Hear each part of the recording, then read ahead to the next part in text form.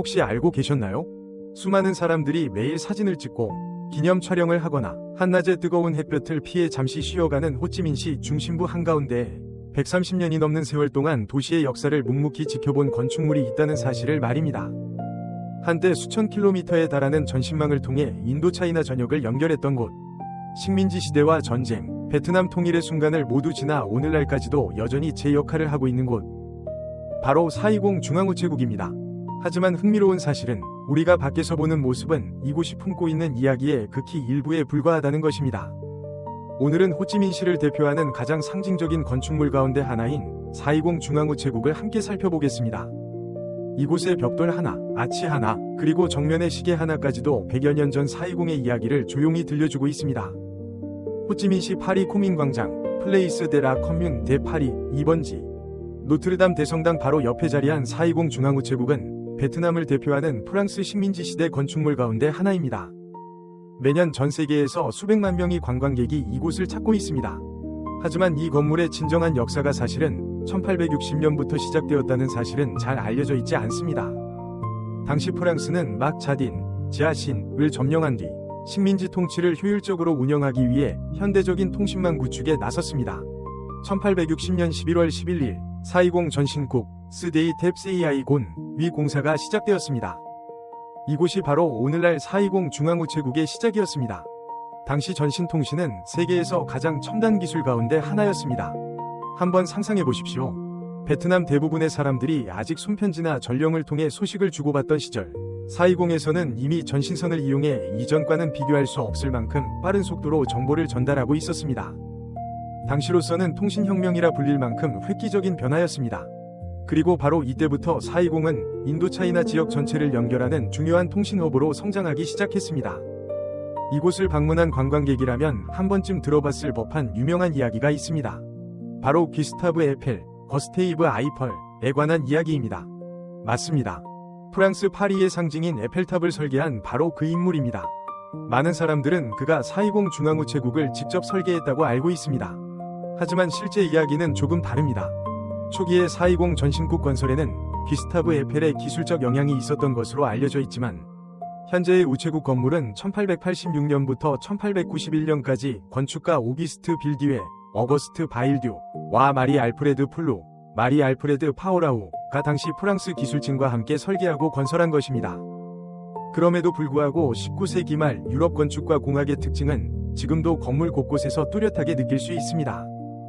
420 중앙우체국이 특별한 이유는 단순히 130년이 넘는 역사를 지녔기 때문만은 아닙니다.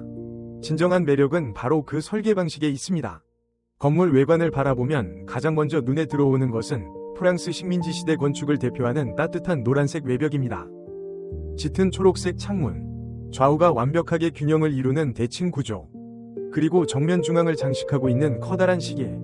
하지만 조금만 더 자세히 살펴보면 흥미로운 요소들을 발견할 수 있습니다. 건물 정면 위쪽에는 세계적으로 유명한 여러 과학자의 이름이 새겨져 있습니다.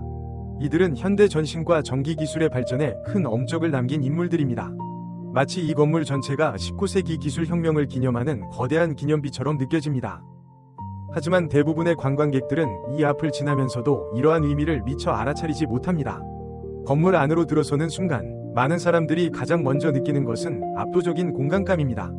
넓게 펼쳐진 중앙홀, 높이 솟은 아치형 천장, 그리고 실내 가득 쏟아지는 자연 채광. 미리 설명을 듣지 않았다면 이곳을 유럽의 오래된 기차역으로 착각하는 사람도 적지 않을 것입니다.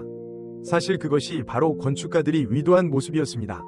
420 중앙우체국은 19세기 말 유럽의 대형 철도역에서 영감을 받아 설계되었습니다. 거대한 철제 아치 구조는 웅장한 분위기를 연출하는 동시에 무더운 열대 기후에서도 실내 공기가 원활하게 순환되도록 만들어졌습니다. 서양의 건축 기술과 동양의 자연환경을 절묘하게 조화시킨 뛰어난 설계라고 할 수 있습니다. 하지만 아름다운 건축물만 감상하고 돌아간다면 이곳이 품고 있는 이야기의 절반도 보지 못한 셈입니다. 이제 중앙홀 양쪽 벽을 한번 바라보십시오. 그곳에는 수십 년 동안 자리를 지켜온 두 개의 거대한 지도가 걸려 있습니다. 한쪽은 1892년 당시의 420과 주변 지역을 담은 지도입니다. 다른 한쪽은 1936년 남베트남과 캄보디아를 연결하던 전신망을 보여주는 지도입니다. 언뜻 보기에는 단순한 옛 지도처럼 보일 수도 있습니다. 하지만 조금만 생각해보면 그 의미는 결코 단순하지 않습니다. 이 지도들은 약 150년 전 사람들이 어떻게 정보를 주고받았는지를 그대로 보여주는 살아있는 기록입니다. 인터넷이 등장하기 훨씬 이전, 스마트폰은 물론이고 라디오조차 대중화되기 전 이 시대, 정보는 지금보다 훨씬 더 소중한 자산이었고, 이 지도들은 바로 그 시대를 증명하는 귀중한 역사적 흔적이라 할 수 있습니다. 잘 알려지지 않은 또 하나의 사실이 있습니다. 420 중앙우체국은 한때 베트남 각 지역은 물론 인도차이나 전체를 연결하는 핵심 통신 거점이었습니다. 1888년 약 2.000km에 이르는 전신선이 완성되면서 420과 하노이가 하나의 통신망으로 연결되었습니다. 19세기 후반의 기술 수준을 생각해보면 이는 놀라운 성과였습니다. 그리고 불과 1년 뒤에는 420과 방콕을 연결하는 국제 전신망까지 운영을 시작했습니다.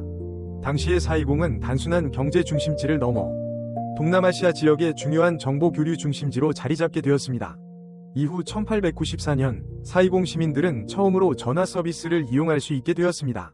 오늘날에는 너무나 당연한 기술이지만 당시에는 시대를 앞서가는 최첨단 혁신이었습니다. 그리고 역사는 계속해서 흐르기 시작했습니다. 420 중앙우체국은 베트남 현대사의 가장 중요한 순간들을 모두 지켜본 산증인이었습니다.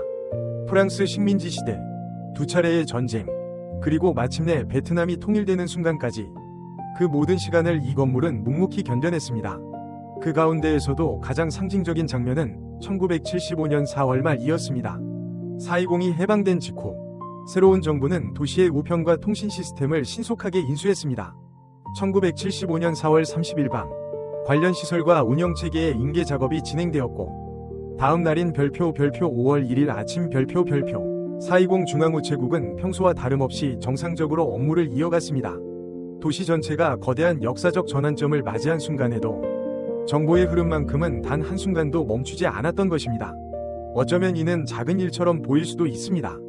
하지만 당시 우편과 통신이 시민들의 일상과 사회를 유지하는 데 얼마나 중요한 역할을 했는지를 잘 보여주는 상징적인 장면이기도 합니다. 오늘날 인터넷은 우리 일상 어디에나 존재합니다. 그래서 많은 사람들은 우체국이 이미 과거의 유산이 되었다고 생각합니다. 하지만 흥미롭게도 420 중앙우체국은 지금도 여전히 현역으로 운영되고 있습니다.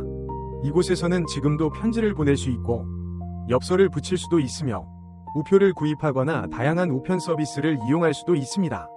수십 년 전과 크게 다르지 않은 풍경이 지금도 이어지고 있는 것입니다. 디지털 시대를 살아가는 우리에게 이곳은 마치 시간을 거슬러 올라가는 타임머신과도 같습니다. 과거와 현재가 하나의 공간 안에서 자연스럽게 공존하는 특별한 장소인 것이죠. 고향으로 보낼 엽서를 정성껏 쓰는 외국인 여행객, 업무를 보기 위해 우체국을 찾은 노인, 그리고 추억을 남기기 위해 사진을 찍는 젊은 여행객들. 이 모든 사람들이 100년이 넘는 세월을 견뎌온 같은 아치형 천장 아래에서 서로 다른 시간을 살아가고 있습니다. 어쩌면 바로 이것이 420 중앙우체국이 지금까지도 특별한 의미를 지니는 이유일지도 모릅니다. 이곳은 단순히 아름다운 건축물이 아닙니다. 유명한 관광 명소만도 아닙니다. 130년이 넘는 시간 동안 호찌민시의 역사를 묵묵히 지켜온 살아있는 증인입니다. 전신망이 처음 구축되던 순간부터 전쟁의 격동기를 거쳐 오늘날 활기차게 성장하고 있는 현대의 호찌민시에 이르기까지 420 중앙우체국은 도시의 모든 변화를 가장 가까운 곳에서 지켜봐왔습니다. 130년이 넘는 세월이 흐르는 동안 수많은 사람들이 이곳을 찾아왔다가 다시 떠나갔습니다. 주변의 거리도 끊임없이 변했습니다. 높은 빌딩들이 하나둘씩 들어서며 도시의 풍경도 완전히 달라졌습니다. 하지만 420 중앙우체국은 여전히 그 자리를 지키고 있습니다. 조용하지만 당당하게, 그리고 변함없는 모습으로, 마치 도심 한가운데 펼쳐진 거대한 역사책처럼 말입니다. 그래서 언젠가 이곳을 다시 지나게 된다면 노란빛의 아름다운 오래된 건물만 바라보며 지나치지는 않을 것입니다. 그 안에 담긴 100년이 넘는 시간, 수많은 사람들의 삶, 그리고 끊임없이 변화해온 420의 이야기를 함께 떠올리게 될지도 모릅니다. 역사는 언제나 거창한 기념비 속에만 존재하는 것이 아닙니다. 때로는 우리가 무심코 지나치는 한 채의 건물 안에도 한 도시의 과거와 현재, 그리고 미래를 이어주는 이야기가 조용히 살아 숨쉬고 있습니다. 420 중앙우체국은 오늘도 변함없이 그 이야기를 이어가고 있습니다.